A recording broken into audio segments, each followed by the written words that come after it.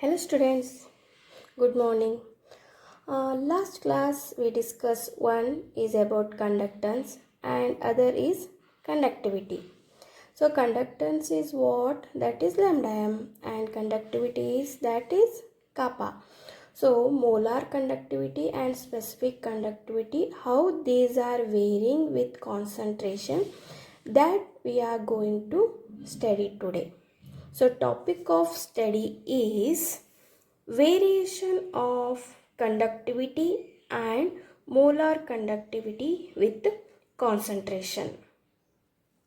We already studied what is conductivity, what is molar conductivity. Again we recall our last class. So what is conductance? Ionic conductance, electrolyte conductance, we doing, which is depend on number of ions, right? The conductivity is depend upon the number of ions. So how many more number of ions present, that much is the mobility, right? That much more is the conductance. So we already studied this in the where solute-solute interaction, solute-solvent interaction and solvent-solvent interaction. So please go through those videos if you not seen it. Okay, on this basis we classified electrolytes into strong and weak electrolytes. So strong electrolytes, so these dissociate completely, isn't it? So when it dissociate completely, it means conductivity is more, and weak electrolyte, those dissociate not completely. So when they not dissociate completely, the conductivity is less. When we talking of variation of conductivity and molar conductivity with concentration, today's topic is what? Variation of conductivity and molar conductivity with concentration. When varying the concentration, what will be the conductivity? So we studied one more thing, that is concentration of electrolyte, isn't it? If concentration of electrolyte, if solution concentration is more, in that what happens? Ion, that is positive ion and negative ion, cation and anion. So tendency of that ion that are come closer to each other, isn't it? So imagine this is a concentrated solution. So in that ions, here I am adding NaCl concentration solution. I am preparing means here this large one is cation, smaller is the anion. So this is a concentration solution, means ions are very close to each other. So it means they having a less space to move. When we disturb, they will be move very less space. This we call it as a concentrated solution.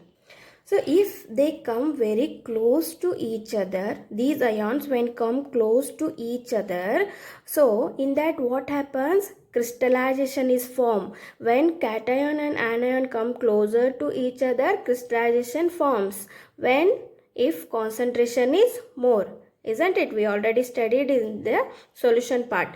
Okay, so mobility will be less in these ions. So that the reason in dilute solution ion get more space to move.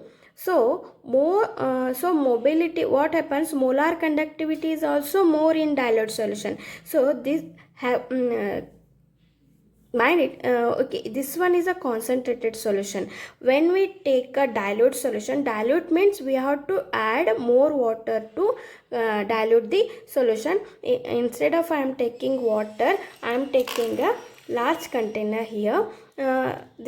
Imagine this is a more number of water is adding. So when we add more number of water, same number of ion present, only 4 anions and 4 cations present here. So when we add water into that concentration solution, they get a more space. They get more space to mobility. So when they get more space, their mobility will be more. When their mobility is more, the conductivity also more, isn't it? So we can say over here, molar conductivity increases with increase in dilution. So here molar conductivity increases with increase in dilution, or we can say molar conductivity increases with decrease in concentration. So here we can say this is a concentration, more concentrated solution. Here the space is very less, the mobility of ion also getting less space to mobile, so conductivity also decreases here. When it undergo in dilution, when we add water, they get a more space, the mobility of ion get a more space, though then the conductivity also more. So molar conductivity increases with increase in dilution, or we can say molar conductivity increases with decrease in concentration. So another one point is there, conductivity or specific conductivity decreases with dilution. Specific conductivity means what? Kappa. Molar conductivity means what? Lambda m. Lambda m is increases with increase in dilution, but specific conductivity decreases with dilution. The question is come in your mind, why it happens like this, right? Okay, I will take one example here. We'll take one beaker here. I will draw one beaker here. In that sodium chloride solution we are adding. So NaCl, sodium chloride means NaCl we are adding in water. So that much is dissociate the ion. Let's see initially. So water level, this is a level 1. Here sodium ions are like this, they are distributed. Smaller one is the anions, larger one is the cations. I will take only 4 cations and 4 anions. Okay, this is a concentrated solution. Here this is sodium Na plus and smaller one is the Cl minus ions. Okay, this is level 1. I am marked here as a level 1. This is a concentration solution. Let's say it is a initial water level. Okay, here what happens, this ion represent like this. Okay, smaller and smaller, smaller one is the anions, large one is the cations. Okay, these are very near, you can see here, these are very near. There is going to be what? Concentrated solution. Okay, what we have to do, we are adding water up to the mark, up to here we are adding water. I will show like this. Here we can add water up to 2. What happens? So number of ion same, 4 number of cation, 4 number of anion present in concentrated solution. Only we are adding water. There is no addition of NaCl here, only adding water. So up to here we are adding water. What happens? These ions get more space to distribute. No, they can move here, wherever they get more space, isn't it? So ions same, but mobility is high. So we'll get, what happens? The solution will get dilute, isn't it? Here only 4 Cl minus ion and 4 Na plus ion you are observing. So observing what? When we add water into this ion, they distribute whole area, isn't it? On that time they distribute far away. They are very close here. Here they are distributed far away. What happens when they distribute far away from each other? They get more space to move. So conductance is also more for more mobility. The conductivity is also more for more mobility. But specific conductivity is less. Why specific conductivity is less? We'll discuss it. So specific conductivity, that we are calculating particular area. For example, in full solution we are taking only 1 cubic centimeter of area. We are calculating the value of kappa, that is specific conductivity. Only this much area we are calculating the kappa value. So when we dilute up to second level, ion distributed up to whole solution up to second level, isn't it? In that particular square we didn't get any ions in the cube. They may not be get in this cube. Okay, number of ion that is less in this particular cube, that is 1 centimeter cube. So when we dilute the solution, that time in that ion that can move from that cube. So when we dilute the solution, we particular area we mark here, that if dilute the solution, what happens? The ion may get moved from this cube, isn't it? So in that cube, number of ion per unit area decreases. Number of ion per unit area decreases. So number of ion per unit area decreases. So in that case, kappa, that is going to be decreases. So we can say over here that molar conductivity is a bulk factor. Molar conductivity is nothing but what? Lambda m is a bulk factor. Meaning, what is meaning bulk factor? Means it will depend upon the number of ion which are present in entire area of the beaker, that is molar conductivity. Bulk factor means what?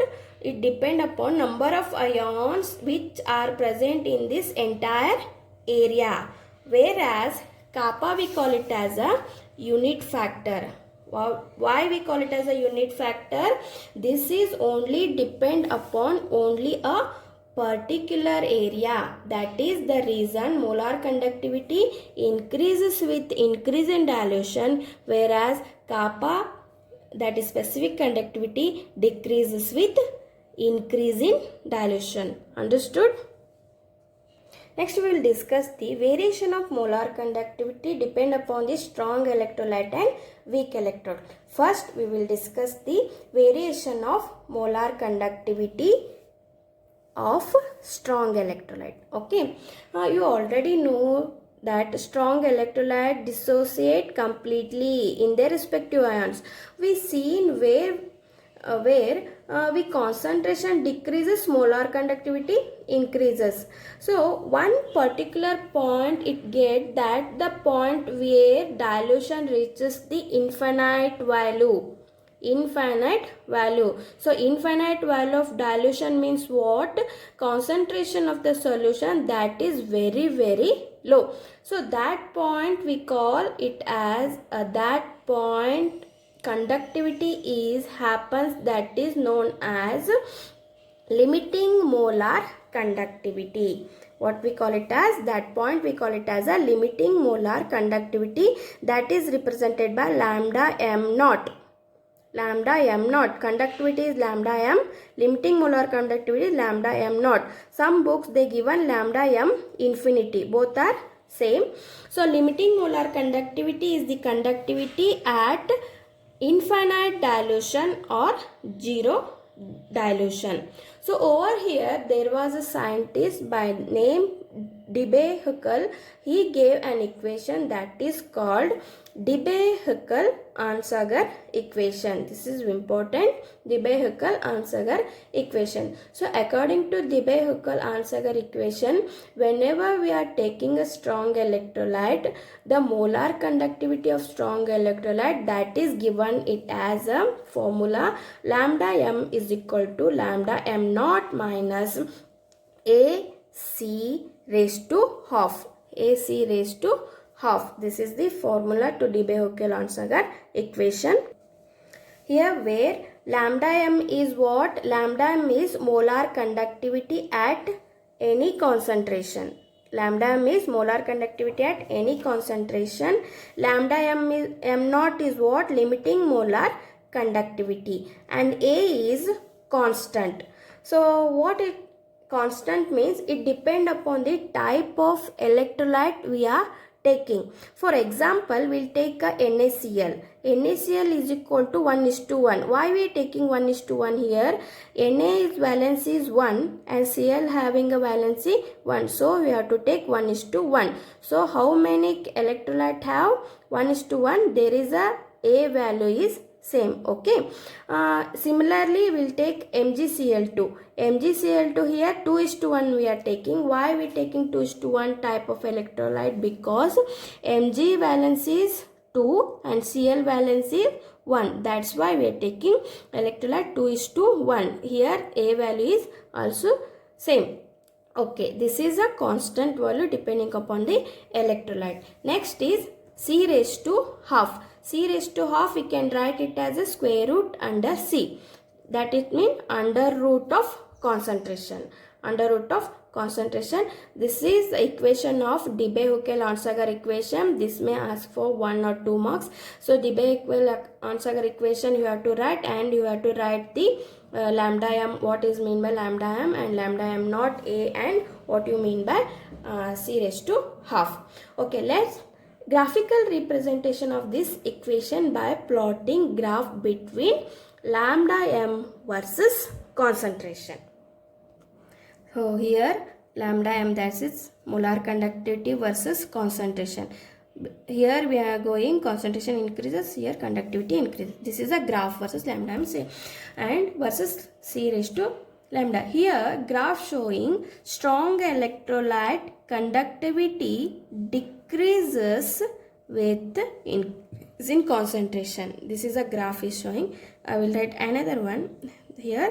Graph showing strong electrolyte conductivity decreases with increase in concentration. Here increase in concentration, here conductivity decreases. This is the graph showing. Okay, we can take any graph. Another point here. Here we are getting a point, isn't it? This we call it as a what? Lambda m naught. This is lambda m naught means. So here what happens? Molar conductivity and concentration is 0 at this particular point. Okay, molar conductivity and concentration both is 0 at particular point. That is lambda m naught. So we can say. We can take another graph, that is lambda m versus concentration. I will represent here. Okay, that is lambda m and C raised to half. Here we are taking let's take a graph like this. They come by doing, we have to find out the lambda m naught. So here graph will coming like this. Okay, decreases with the increase in concentration.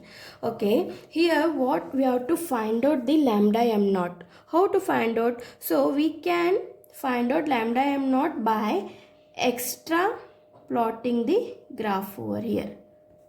Like this we have to plot the graph. We'll reach the one particular point. When we extra plotting this graph, it reaches the value where C raised to half value is equal to 0. Hence from this graph we can calculate the value of lambda m naught. Okay, we have to calculate the lambda m naught. So for strong electrolyte it is easy to calculate by graphical representation, but for weak electrolyte it is not possible from this graphical representation. Why it is not possible by graphical representation, that we'll discuss in next session. Thank you, students.